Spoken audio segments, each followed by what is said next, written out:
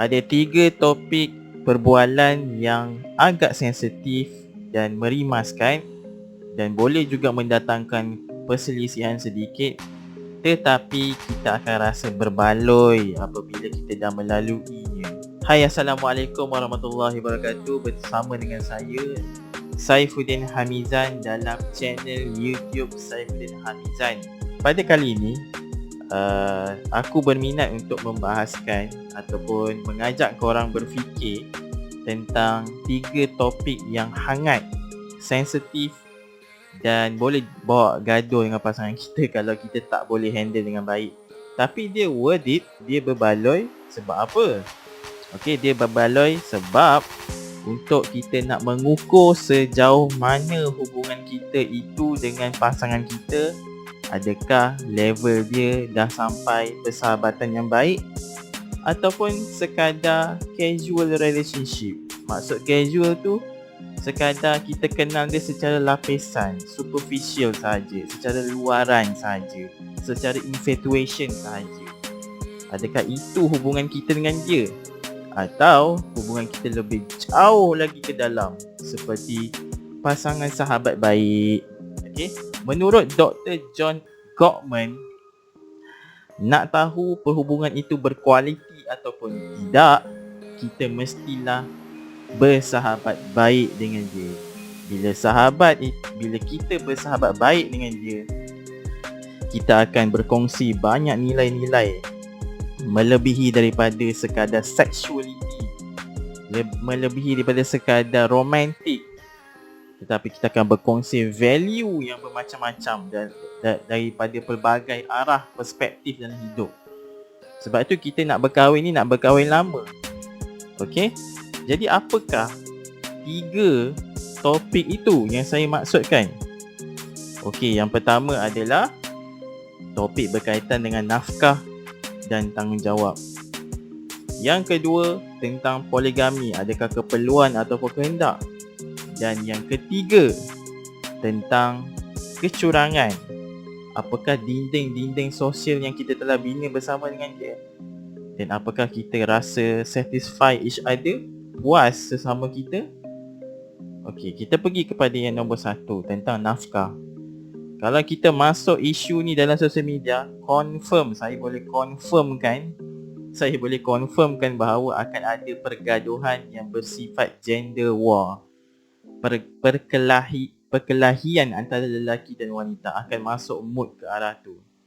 Dan tak kurang juga akan ada gaya bentuk fallacy, hujah yang tempang dari segi self-defense, akan mempertahankan diri dan menganggap pihak lawan itu adalah musuh. Kemudian akan ada gaya hujah strawman. Kita syak wasangka buruk dengan dia dulu. Kemudian temper, kemudian pesimistik, iaitu negatif je dia punya laras bahasa dia. Sampai bila kita nak macam tu? Tak apalah, kita tinggalkan yang sosial media itu, kita fokus dengan pasangan kita. Jadi bincangkan dengan pasangan kita yang pertama tadi tentang nafkah. Nafkah ni mestilah akan masuk dalam isu keuangan, isu seksual, isu pembahagian tugas dan sebagainya. Bincangkan adakah dia punya fahaman tentang keuangan dengan kita sama, atau kita sebenarnya tak faham apa yang dia faham. Jadi kena bincangkan. Kalau tak bincang, kita akan bergaduh dan tak berpuas hati. Setiap bulan akan ada isu-isu sebab kita banyak bermain dengan duit bila dah kahwin. Dan yang kedua, tentang isu poligami. Bincangkan dengan pasangan. Dia boleh tak terima poligami, sedangkan Islam mengatakan boleh. Kalau boleh, kenapa? Apa sebabnya? Apa syarat dia? Bincang dari segi hukum. Lebarkan perbualan itu lebih luas, mencapah lagi. Datangkan satu persoalan-persoalan akan datang yang mungkin akan berlaku walaupun kita tak nak, seperti kecacatan, ada risiko kesihatan dan sebagainya yang memerlukan untuk poligami. Apa pendapat dia? Jadi kita kena cari keserasian itu di situ, kefahaman kita di situ, barulah kita tahu nilai dia macam mana, nilai pandangan dia macam mana dan nilai pandangan kita kepada dia macam mana. Lepas settle yang kedua, ni kita masuk topik yang ketiga, iaitu berkaitan dengan kecurangan. Adakah kita setting boundaries dengan dia? Macam mana hubungan kita dengan keluarga, mentua? Adakah nak duduk dekat, nak duduk jauh tapi selalu balik? Kalau duduk dekat, apa risiko dia? Dan bagaimana hubungan kita dengan kawan sekerja?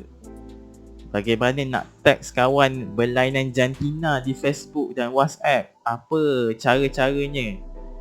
Itu semua perlu dibincangkan supaya tak berlaku aksiden yang entah apa-apa. Kemudian tentang kepuasan, kita dah bincang ke belum? Kita puas dengan dia. Puas ni ada banyak layer. Kita jangan ingat puas tu hanyalah sekadar di atas katil saja. Puas dari segi emosi, quality time, kita kongsi hidup kita, kita rasa ketika berkomunikasi dengan dia puas tak, ketika ada hubungan fizikal dengan dia puas tak, ketika berada di bilik puas tak. Semua tu kena bincang.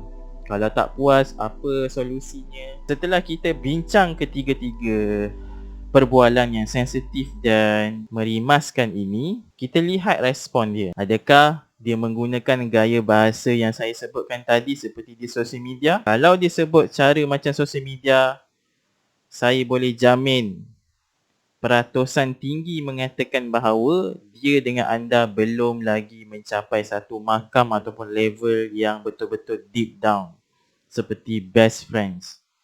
Tetapi jika seandainya outcome daripada perbualan itu mendatangkan rasa puas hati, rasa lega dan sama-sama mencapai objektif, ini bermakna kebarangkalian tinggi bahawa hubungan anda dengan dia friendship kuat. Okey? Jadi mulakan 3 perbualan ini. Jangan takut, jangan stigma, jangan tangguhkan. Mulakan sekarang.